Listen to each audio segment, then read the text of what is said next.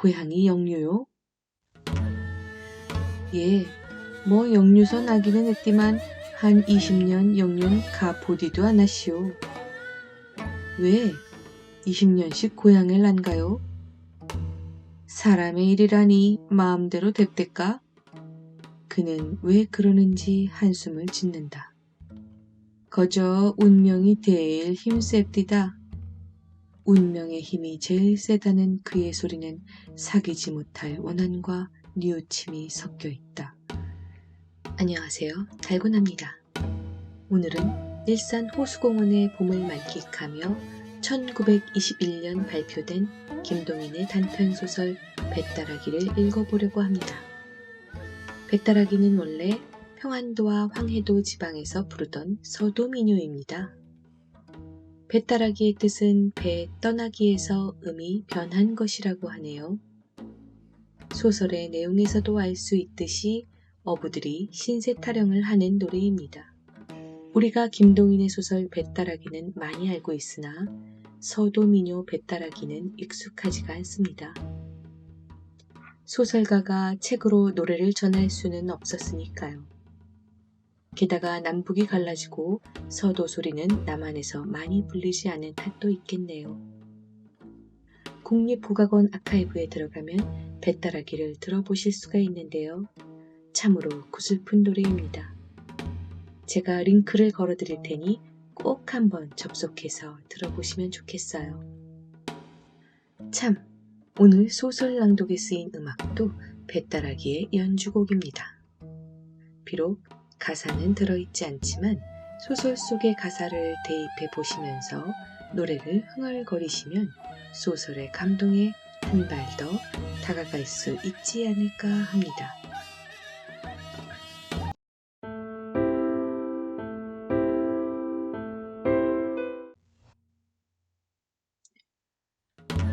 좋은 일기이다.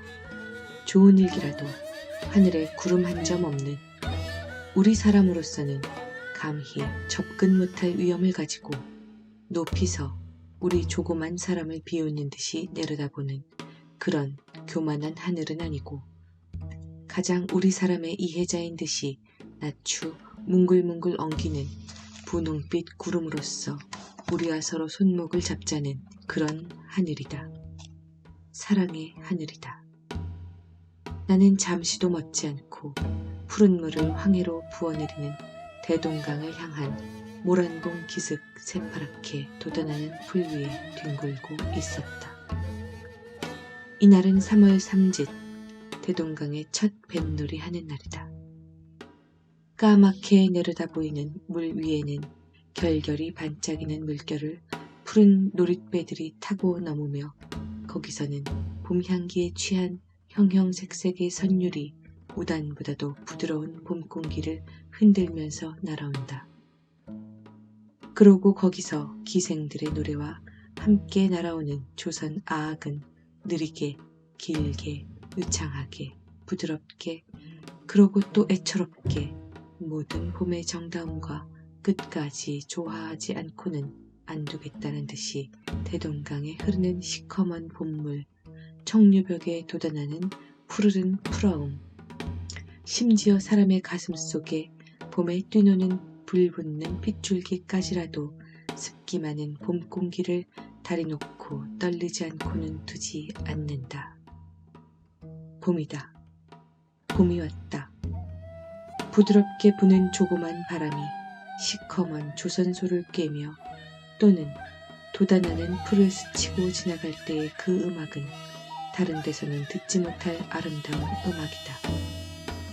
아, 사람을 죽게 하는 푸르른 봄의 아름다움이여. 15살부터의 동경 생활에 마음껏 이런 봄을 보지 못하였던 나는 늘 이것을 보는 사람보다 곱 이상의 감명을 여기서 받지 않을 수 없다. 평양성 내에는 겨우 툭툭 터진 땅을 헤치면 파릇파릇 돋아나는 나무새기와 돋아나려는 버들의 어음으로 봄이 온 줄 알 뿐 아직 완연히 봄이 안 이르렀지만 이 모란봉 일대와 대동강을 넘어 보이는 가나안 옥토를 연상시키는 장림에는 마음껏 봄의 정다움이 이르렀다. 그러고 또 꽤 자란 밀보리들로 새파랗게 장식한 장림의 그 푸른빛. 만족한 웃음을 띠고 그 벌에 서서 내다보는 농부의 모양은 보지 않아도 생각할 수가 있다. 구름은 자꾸 하늘을 날아다니는 모양이다. 그 밀 위에 비치었던 구름의 그림자는 그 구름과 함께 저편으로 물러가며 거기는 세계를 아까 만들어 놓은 것 같은 새로운 녹빛이 퍼져 나간다. 바람이나 조금 부는 때는 그 잘 자란 밀들은 물결같이 누웠다 일어났다 일록일청으로 춤을 춘다. 그리고 봄의 한가함을 찬송하는 솔개들은 높은 하늘에서 동그라미를 그리면서 더욱더 아름다운 봄에 향기로운 정취를 더한다. 따스한 봄정의 솟아나리다. 따스한 봄정의 솟아나리다. 나는 두어 번 소리나게 읊은 뒤에 담배를 붙여 물었다. 담뱃내는 무럭무럭 하늘로 올라간다. 하늘에도 봄이었다. 하늘은 낮았다. 모란봉 꼭대기에 올라가면 넉넉히 만질 수가 있으리만큼 하늘은 낮다. 그리고 그 낮은 하늘보다는 오히려 더 높이 있는 듯한 분홍빛 구름은 뭉글뭉글 엉기면서 이리저리 날아다닌다. 나는 이러한 아름다운 봄 경치에 이렇게 마음껏 봄의 속삭임을 들을 때는 언제든 유토피아를 아니 생각할 수 없다. 우리가 시시각각으로 애를 쓰며 수고하는 것은 그 목적은 무엇인가? 역시 유토피아 건설에 있지 않을까? 유토피아를 생각할 때는 언제든 그 위대한 인격의 소유자며 사람의 위대함을 끝까지 즐긴 진나라 시황을 생각지 않을 수 없다. 우리가 어찌하면 죽지를 아니할까 하여 소년 300을 배에 태워 불사약을 구하러 떠나보내며 예술의 사치를 다하여 아방궁을 짓고 매일 신하 몇천 명과 잔치로서 즐기며 이리하여 여기 한 유토피아를 세우려던 시황은 몇만 년의 역사가가 어떻다고 욕을 하든 그는 참말로 인생의 향락자이며 역사 이후에 제일 큰 위인이라고 할 수가 있다. 그만한 순전한 용기 있는 사람이 있고야 우리 인류의 역사는 끝이 날지라도 한 사람을 가졌었다고 할 수 있다. 큰 사람이었었다 하면서 나는 머리를 흔들었다. 이때다. 기자묘 근처에서 무슨 슬픈 음률이 봄 공기를 진동시키며 날아오는 것이 들렸다. 나는 무심코 귀를 기울였다. 영유 배따락이다. 그것도 웬만한 광대나 기생은 발꿈치에도 미치지 못하리만큼 그만큼 그 배따라기의 주인은 잘 부르는 사람이었다. 비나이다 비나이다 산천후토 1월 성신 하나님전 비나이다. 신랏 같은 우리 목숨 살려달라 비나이다. 에이야 어그 여지야.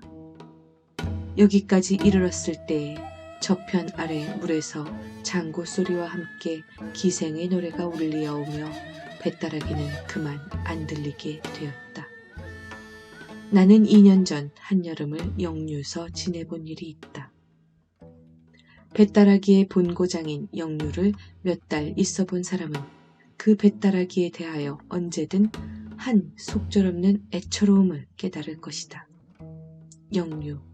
이름은 모르지만 산에 올라가서 내다보면 앞은 망망한 황해이니 그곳 저녁때의 경치는 한 번 본 사람은 영구히 잊을 수가 없으리라. 불덩이 같은 커다란 시뻘건 해가 남실남실 넘치는 바다에 도로 빠질 듯 도로 솟아오를 듯 춤을 추며 거기서 때때로 보이지 않는 배에서 배따라기만 슬프게 날아오는 것을 들을 때엔 눈물 많은 나는 때때로 눈물을 흘렸다. 이로 보아서 어떤 원의 아내가 자기의 모든 영화를 낡은 신같이 내어던지고 뱃사람과 정처 없는 물길을 떠났다 함도 믿지 못할 말이랄 수가 없다. 영유서 돌아온 뒤에도 그 뱃다라기는 내 마음에 깊이 새겨져 잊으려야 잊을 수가 없었고, 언제 한번 다시 영유를 가서 그 노래를 한 번 더 들어보고 그 경치를 다시 한번 보고 싶은 생각이 늘 떠나지를 않았다. 장고 소리와 기생의 노래는 멎고 뱃다라기만 구슬프게 날아온다. 결결이 부는 바람으로 말미암아 때때로는 들을 수가 없으되 나의 기억과 곡조를 종합하여 들은 뱃다라기는 이 대목이다. 강변에 나왔다가 나를 보더니만 혼비백산하여 꿈인지 생시인지 와르륵 달려들어 섬섬옥수로 붙여잡고 호천만극 하늘로서 떨어지며 땅으로서 솟아났나, 바람결에 묻어오고 구름길에 쎄여왔나, 이리 서로 붙들고 울음을 째 인리제인이며 일가친척이 모두 모여. 여기까지 들은 나는 마침내 참지 못하고 벌떡 일어서서 소나무 가지에 걸었던 모자를 내려쓰고 그곳을 찾으러 모란봉 꼭대기에 올라섰다. 꼭대기는 좀 더 노랫소리가 잘 들린다. 그는 뱃다라기의 맨 마지막 여기를 부른다. 밥을 빌어서 죽을 쏠지라도 제발 덕분에 뱃놈 노릇은 하지 마라. 에헤이야 어그 여지야. 그의 소리로써 방향을 찾으려던 나는 그만 자리에 섰다. 어딘가? 기자묘? 혹은 을밀대? 그러나 나는 오래 서 있을 수가 없었다. 어떻든 찾아보자 하고 현무문으로 가서 문 밖에 썩 나섰다. 기자묘의 깊은 솔밭은 눈앞에 쫙 퍼진다. 어딘가? 나는 또 물어보았다. 이때에 그는 또다시 뱃다라기를 시초부터 부른다. 그 소리는 왼편에서 온다. 왼편이구나 하면서 소리나는 곳을 더듬어서 소나무 틈으로 한참 돌다가 겨우 기자묘 치고는 그중 하늘이 넓고 밝은 곳에 혼자서 뒹굴고 있는 그를 찾아내었다. 나의 생각한 바와 같은 얼굴이다. 얼굴, 코, 입, 눈, 몸집이 모두 네모나고 그의 이마의 굵은 주름살과 시커먼 눈썹은 고생 많이 함과 순진한 성격을 나타낸다. 그는 어떤 신사가 자기를 들여다보는 것을 보고 노래를 그치고 일어나 앉는다. 왜 그냥 하지요? 하면서 나는 그의 곁에 가 앉았다. 뭐 할 뿐 그는 눈을 들어서 터진 하늘을 쳐다본다. 좋은 눈이었다. 바다의 넓고 큼이 유감없이 그의 눈에 나타나 있다. 그는 뱃사람이라 나는 짐작하였다. 고향이 영유요? 예, 뭐 영유서 나기는 했지만 한 20년 영유는 가 보디도 않았시오. 왜 20년씩 고향을 난가요? 사람의 일이라니 마음대로 뎁대까? 그는 왜 그러는지 한숨을 짓는다. 거저 운명이 제일 힘셉디다. 운명의 힘이 제일 세다는 그의 소리는 사귀지 못할 원한과 뉘우침이 섞여 있다. 그래요? 나는 다만 그를 건너다 볼 뿐이다. 한참 잠잠하니 있다가 나는 다시 말하였다. 자, 노영의 경험담이나 한번 들어봅시다. 감출 일이 아니면 한번 이야기해보소. 뭐 감출 일은? 그럼 어디 들어봅시다 그려. 그는 다시 하늘을 쳐다보았다. 그러나 좀 있다가 하디오 하면서 내가 담배를 붙이는 것을 보고 자기도 담배를 붙여 물고 이야기를 꺼낸다. 19년 전 8월 열 하룻날 일인데요. 하면서 그가 이야기한 바는 대략 이와 같은 것이다. 그의 살던 마을은 영유고에서 한 20리 떠나 있는 마을을 향한 조그만 어촌이다.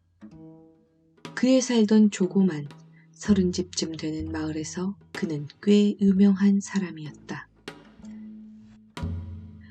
그의 부모는 모두 13세 났을 때 돌아갔고 남은 사람이라고는 곁집에 딴살림하는 그의 아우 부처와 그 자기 부처뿐이었다.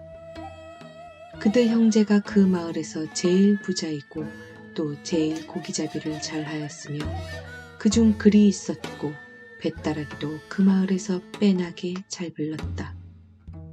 말하자면 그 형제가 그 동네의 대표적 사람이었다.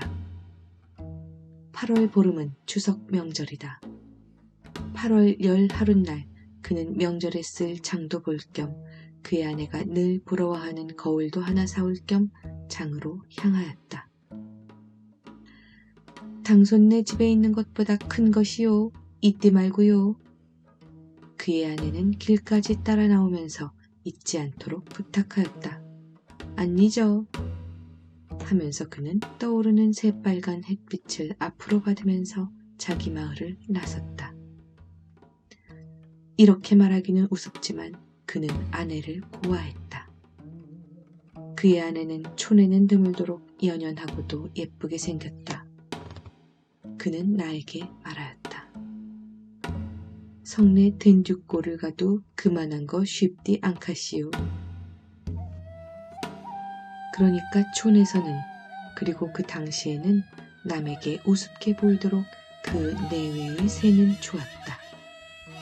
늙은이들은 계집에게 혹하지 말라고 흔히 그에게 권고하였다. 부처의 새는 좋았지만 아니 오히려 좋음으로 그는 아내에게 셈을 많이 하였다. 그리고 그의 아내는 시기를 받을 일을 많이 하였다. 품행이 나쁘다는 것이 아니라 그의 아내는 대단히 천진스럽고 쾌활한 성질로서 아무에게나 말 잘하고 애교를 잘 부렸다.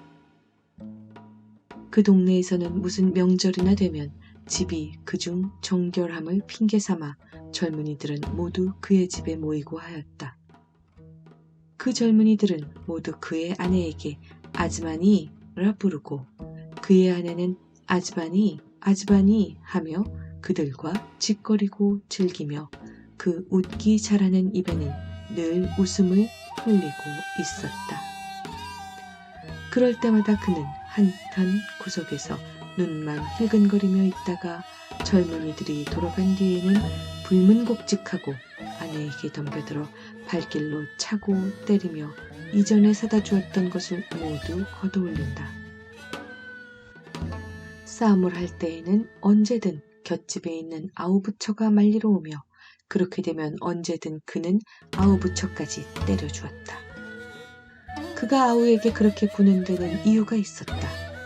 그의 아우는 시골 사람에게는 쉽지 않도록 늠름한 위엄이 있었고 맨날 바닷바람을 쏘였지만 얼굴이 희었다.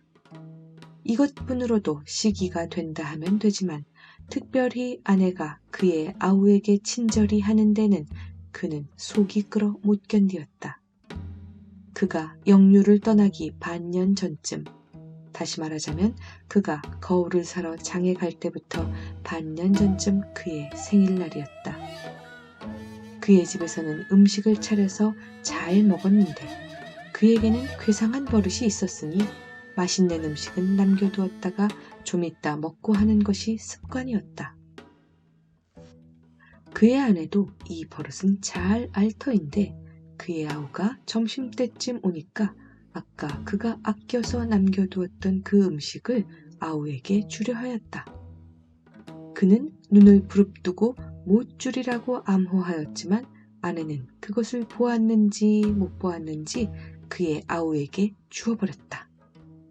그는 마음속이 잠옷 편치 못하였다. 트집만 있으면 인연을 하고 그는 마음 먹었다. 그의 아내는 시아우에게 상을 준 뒤에 물러오다가 그만 그의 발을 조금 밟았다. 이년! 그는 힘껏 발을 들어서 아내를 냅다 찼다. 그의 아내는 상 위에 거꾸러졌다가 일어난다. 이년! 산나의 발을 짓밟는 년이 어디 있어? 거 좀 밟아서 발이 부러졌을까? 아내는 낯이 새빨개져서 울음 섞인 소리로 고함친다. 이년 말대답이. 그는 일어서서 아내의 머리채를 휘어잡았다. 형님, 왜 이러십니까? 아우가 일어서면서 그를 붙잡았다. 가만히 있거라 이놈의 자식! 하며 그는 아우를 밀친 뒤에 아내를 되는 대로 내리찌었다. 죽일련 이년 나가거라! 죽여라 난 죽어도 이 집에선 못 나가! 못 나가? 못 나가디 않고 네 집이게! 이때다. 그의 마음에는 그 못 나가겠다는 아내의 마음이 푹 들이박혔다. 그 이상 때리기가 싫었다. 우두커니 눈만 흘기고 있다가 그는 망할련 그럼 내가 나갈라 하고 그만 문 밖으로 뛰어나와서 형님 어디 갑니까?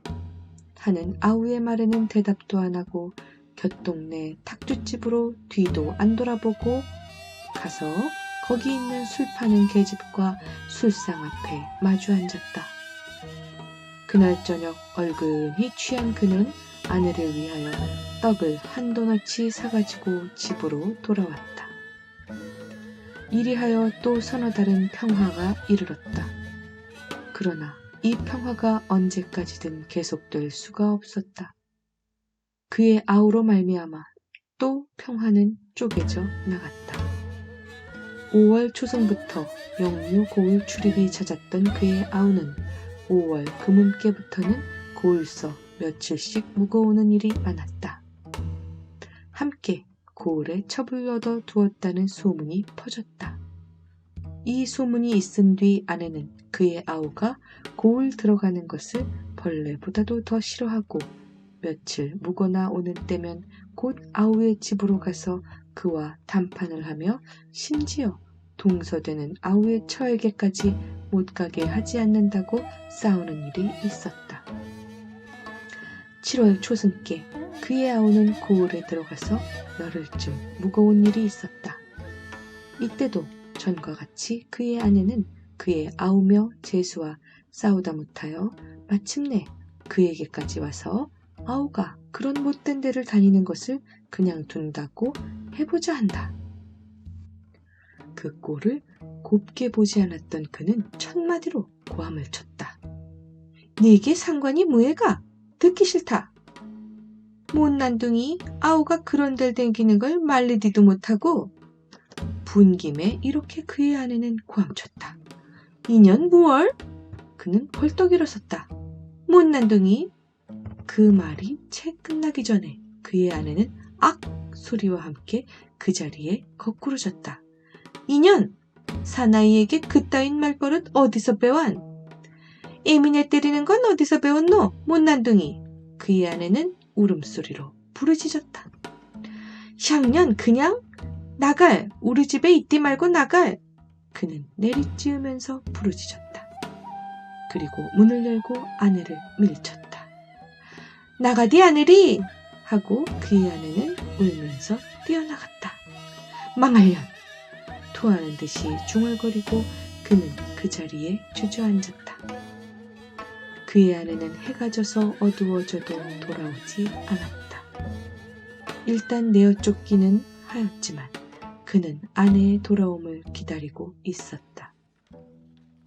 어두워져서도 그는 불도 안 켜고 성이 나서 우두루들 떨면서 아내의 돌아오기를 기다렸다. 그러나 그의 아내의 참 기쁜 듯이 웃는 소리가 그의 아우의 집에서 밤새도록 울렸다. 그는 꿈쩍도 안 하고 그 자리에 앉아서 밤을 새운 뒤에 새벽 등터 올 때 아내와 아우를 죽이려고 부엌에 가서 식칼을 가지고 들어와서 문을 벌컥 열었다. 그의 아내로서 마냥 근심스러운 얼굴을 하고 그 문 밖에 우두커니 서서 문을 들여다보고 있지 않았다면 그는 아내와 아우를 죽이고야 말았으리라. 그는 아내를 보는 순간 마음에 가득 차는 사랑을 깨달으면서 칼을 내던지고 뛰어나가서 아내의 머리채를 휘어잡고 인연하면서 들어와서 뺨을 물어뜯으면서 함께 이리저리 자빠져서 뒹굴었다. 그런 이야기를 다 하려면 끝이 없으되 다만 그의 아내, 그의 아우, 세 사람의 삼각 관계는 대략 이와 같았다. 각설.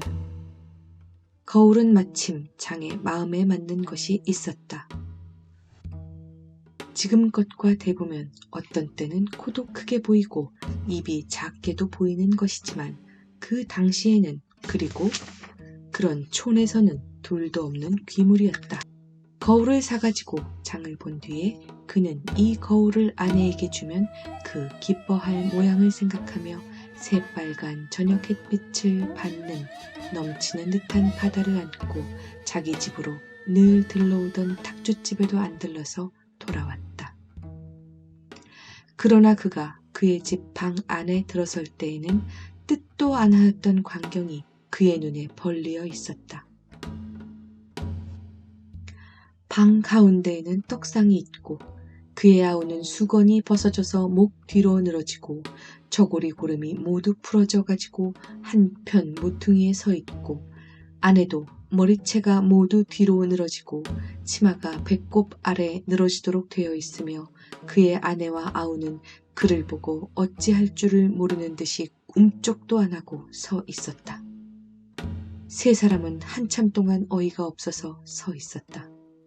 그러나 좀 있다가 마침내 그의 아우가 겨우 말했다. 그놈의 쥐 어디 갔니? 흥! 쥐? 훌륭한 쥐 잡겠구나. 그는 말을 끝내지도 않고 짐을 벗어던지고 뛰어가서 아우의 멱살을 끌어잡았다. 형님, 정말 쥐가? 쥐? 이놈, 형수하고 그런 쥐 잡는 놈이 어디 있니? 그는 아우를 따귀를 몇 대 때린 뒤에 등을 밀어서 문 밖에 내어던졌다. 그런 뒤에 이제 자기에게 이를 매를 생각하고 우두루들 떨면서 아랫목에 서 있는 아내에게 달려들었다. 이년, 시아우와 그런 쥐 잡는 년이 어디 있어? 그는 아내를 거꾸로 뜨리고 함부로 내리찌었다. 정말 쥐가? 아이 죽겠다. 이년, 너도 쥐? 죽어라. 그의 팔다리는 함부로 아내의 몸 위로 오르내렸다. 아이 죽겠다. 정말 아까 조곤이가 왔기에 떡 먹으라고 내어놓았더니 듣기 싫다. 시아우와 붙은 년이 무슨 잔소릴? 아이 정말이야요. 쥐 한 마리가 나. 그냥 쥐? 쥐 잡을래다가 샹년 죽어라.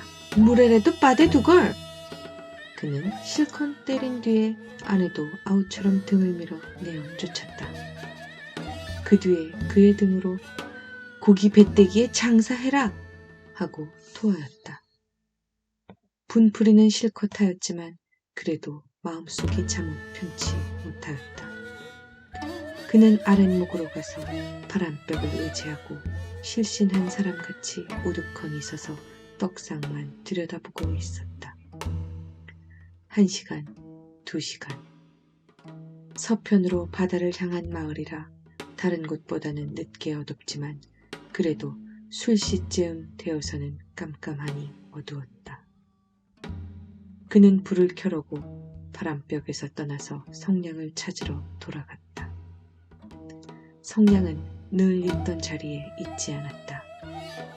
그래서 여기저기 뒤적이노라니까 어떤 낡은 옷 뭉치를 들칠 때에 문득 쥐소리가 나면서 무엇이 후덕덕 뛰어나온다.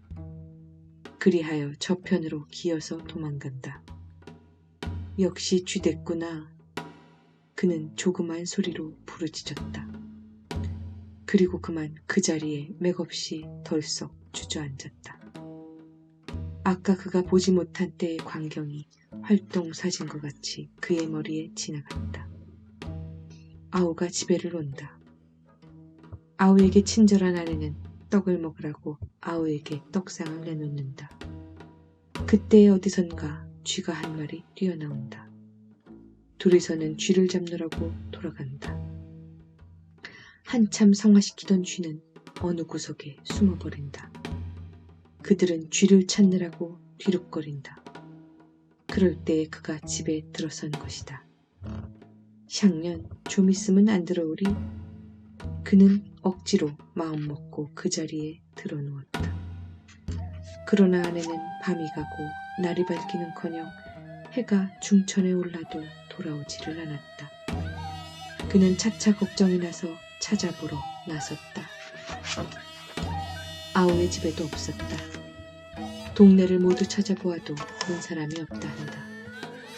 그리하여 낮쯤 한 삼살이 내려가서 바닷가에서 겨우 아내를 찾기는 찾았지만 그 아내는 이전 같은 생기로 찬 산 아내가 아니오 몸은 물에 불어서 곱이나 크게 되고 이전에 늘 웃음을 흘리던 예쁜 입에는 거품을 잔뜩 문 죽은 아내였다. 그는 아내를 업고 집으로 돌아오기까지 정신이 없었다. 이튿날 간단하게 장사를 하였다. 뒤에 따라오는 아우의 얼굴에는 형님, 이게 웬일이오니까? 하는 듯한 원망이 있었다. 장사를 지낸 이튿날부터 아우는 그 조그만 마을에서 없어졌다. 하루 이틀은 심상히 지냈지만 닷새 엿새가 지나도 아우는 돌아오지 않았다. 그래서 알아보니까 꼭 그의 아우같이 생긴 사람이 오르길 전에 맷산자 보따리를 하여 진 뒤에 시뻘건 저녁회를 등으로 받고 더벅더벅 동쪽으로 가더라 한다. 그리하여 열흘이 지나고 20날이 지났지만 한 번 떠난 그의 아우는 돌아올 길이 없고 혼자 남은 아우의 아내는 매일 한숨으로 세월을 보내게 되었다. 그도 이것을 잠자코 보고 있을 수가 없었다. 그 불행의 모든 죄는 죄다 그에게 있었다. 그도 마침내 뱃사람이 되어 적으나마 아내를 삼킨 바다와 늘 접근하며 가는 곳마다 아우의 소식을 알아보려고 어떤 배를 얻어 타고 물길을 나섰다. 그는 가는 곳마다 아우의 이름과 모습을 말하여 물었으나 아우의 소식은 알 수가 없었다. 이리하여 꿈결같이 10년을 지내서 9년 전 가을 탁탁히 낀 안개를 꿰며 연한 바다를 지나던 그의 배는 몹시 부는 바람으로 말미암아 파선을 하여 벗 몇 사람은 죽고 그는 정신을 잃고 물 위에 떠돌고 있었다. 그가 겨우 정신을 차린 때는 밤이었다. 그리고 어느덧 그는 무태에 올라와 있었고 그를 말리느라고 새빨갛게 피어놓은 불빛으로 자기를 간호하는 아우를 보았다. 그는 이상히도 놀라지 않고 천연하게 물었다. 너 어떻게 여기 완? 아우는 잠자코 한참 있다가 겨우 대답하였다. 형님, 거저 다 운명이 외다. 따뜻한 불기운에 깜빡 잠이 들려다가 그는 화닥닥 깨면서 또 말했다. 10년 동안에 퇴에게 팔했구나. 형님, 나도 변했거니와 형님도 몹시 늙으셨세다. 이 말을 꿈결같이 들으면서 그는 또 혼혼히 잠이 들었다. 그리하여 두어 시간 꿀보다도 단 잠을 잔 뒤에 깨어보니 아까같이 새빨간 불은 피어있지만 아우는 어디로 갔는지 없어졌다. 곁에 사람에게 물어보니까 아우는 형의 얼굴을 물끄러미 한참 들여다보고 있다가 새빨간 불빛을 등으로 받으면서 터벅터벅 아무 말 없이 어둠 가운데로 쓰러졌다 한다. 이튿날 아무리 알아보아야 그의 아우는 종적이 없어지고 알 수 없으므로 그는 할 일 없이 다른 배를 얻어 타고 또 물길을 떠났다. 그리하여 그의 배가 해주에 이르렀을 때 그는 해주장에 들어가서 무엇을 사려다가 저편 맞은편 가게에 얼핏 그의 아우 같은 사람이 있으므로 뛰어가서 보니 그는 벌써 없어졌다. 배가 해주에는 오래 머물지 않으므로 그의 마음은 해주에 남겨두고 또다시 바닷길을 떠났다. 그 뒤 3년을 이리저리 돌아다녔어도 아우는 다시 볼 수가 없었다. 그리하여 3년을 지내서 지금부터 6년 전에 그가 탄 배가 강화도를 지날 때에 바다를 향한 가파른 외편에서 바다를 향하여 날아오는 뱃따라기를 들었다. 그것도 어떤 구절과 곡조는 그의 아우 특식으로 변경된 그의 아우가 아니면 부를 사람이 없는 그 뱃따라기였다. 배가 강화도에는 머무르지 않아서 그저 지나갔으나 인천서 열흘쯤 머무르게 되었으므로 그는 곧 내려서 강화도로 건너가 보았다. 거기서 이리저리 찾아다니다가 어떤 조그만 객주집에서 물어보니 이름도 그의 아우요 생긴 모습도 그의 아우인 사람이 묵어 있기는 하였으나 사나흘 전에 도로 인천으로 갔다 한다. 그는 곧 돌아서서 인천으로 건너와 찾아보았지만 그 조그만 인천서도 그의 아우를 찾을 바가 없었다. 그 뒤에 눈 오고 비 오며 6년이 지났지만 그는 다시 아우를 만나보지 못하고 아우의 생사까지도 알 수가 없다. 말을 끝낸 그의 눈에는 저녁해에 반사하여 몇 방울의 눈물이 반득인다. 나는 한참 있다가 겨우 물었다. 노형, 개수는? 모르디요. 20년을 영유는 안 가봤으니깐요. 노형은 이제 어디로 갈 테요? 그것도 모르디요. 덩터가 있나요? 바람 부는 대로 몰려댕기디요. 그는 다시 한번 나를 위하여 뱃따라기를 불렀다. 아, 그 속에 잠겨있는 사귀지 못할 뉘우침, 바다에 대한 애처로운 그리움. 노래를 끝낸 다음에 그는 일어서서 시뻘건 저녁해를 잔뜩 등으로 받고 을밀대로 향하여 더벅더벅 걸어간다. 나는 그를 말릴 힘이 없어서 멀거니 그의 등만 바라보고 앉아 있었다. 그날 밤 집에 돌아와서도 그 뱃따라기와 그의 숙명적 경험담이 귀에 쟁쟁히 울려서 잠을 못 이루고 이튿날 아침 깨어서 조반도 안 먹고 기자묘로 뛰어가서 또다시 그를 찾아보았다. 그가 어제 깔고 앉았던 풀은 모두 한편으로 누워서 그가 다녀감을 기념하되 그는 그 근처에 보이지 않았다. 그러나 뱃따라기는 어디선가 쟁쟁히 울려서 모든 소나무들을 떨리지 않고는 안 두겠다는 듯이 날아온다. 모란봉이다. 모란봉에 있다. 하고 나는 한숨에 모란봉으로 뛰어갔다. 모란봉에는 사람이 하나도 없다. 부병로에도 없다. 을밀대다. 하고 나는 다시 을밀대로 갔다. 을밀대에서 부병로를 연한 지옥까지 연한 듯한 골짜기에 물 한 방울을 안 세일이라고 빽빽이 난 소나무의 그 모든 잎잎은 떨리는 뱃따라기를 부르고 있지만 그는 여기도 있지 않다. 기자묘의 하늘을 향하여 퍼져나간 그 모든 소나무의 천만의 잎잎도 그 아래쪽 퍼진 천만의 풀들도 모두 그 뱃따라기를 슬프게 부르고 있지만 그는 이 조그만 모란봉 일대에서 찾을 수가 없었다. 강가에 나가서 알아보니 그의 배는 오늘 새벽에 떠났다 한다. 그 뒤에 여름과 가을이 가고 1년이 지나서 다시 봄이 이르렀으되 잠깐 평양을 다녀간 그는 그 숙명적 경험담과 슬픈 뱃따라기를 남겨두었을 뿐 다시 조그만 모란봉에 나타나지 않는다. 모란봉과 기자묘에 다시 봄이 이르러서 작년에 그가 깔고 앉아서 부러졌던 풀들도 다시 곧게 대가 나서 자줏빛 꽃이 필요하지만 끝없는 뉘우침을 다만 한낱 뱃다라기로 하소연하는 그는 이 조그만 모란봉과 기자묘에서 다시 볼 수가 없었다. 다만 그가 남기고 간 뱃다라기만 추억하는 듯이 기념하는 듯이 모든 잎잎이 속삭이고 있을 따름이다.